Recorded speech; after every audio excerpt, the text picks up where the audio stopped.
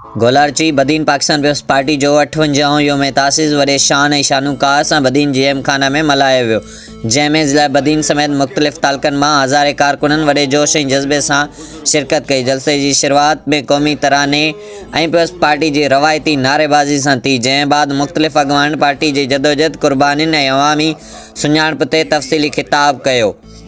जलसे जो मरकज़ी ऐं अहम पहलू chairman Pakistan Peoples Party Bilawal Bhutto Zardari जो ख़ुसूसी ख़िताब हो, जेको वीडियो लिंक ज़रिए शिरकत कंदड़नि खे ॾेखारियो वियो। बिलावल भुट्टो पंहिंजे ख़िताब में पार्टी जी 58 योम तासीस, जमहूरियत लाइ क़ुर्बानियुनि ऐं मुस्तक़बिल जी हिकमत अमली ते रोशनी विधी। ख़िताबनि खां पोइ योम तासीस जो ख़ासि केक कटियो वियो, जॾहिं त जलसे जी पुॼाणी ते शानदार आतिशबाज़ी जो मुज़ाहिरो शिरकत कंदड़नि खे मोहित करे छॾियो। जलसे में ज़िला बदीन की क़यादत वॾे तइदाद में मौजूद रही, जिनमें ज़िले बदीन जा chairman Ali Asghar Halepoto, general secretary Sajjad Chandio, MPA coordinator Mohammad Saleh हालेपोटो,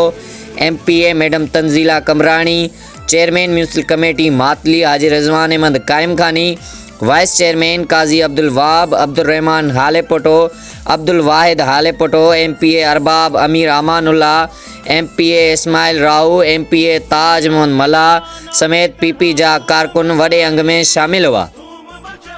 जलसे दौरान नारेबाज़ी, भुट्टो अज़म सां वाबस्तगी ऐं पार्टी सां लाॻापियल जज़्बाती इज़हार फ़िज़ा खे गरमाए छॾियो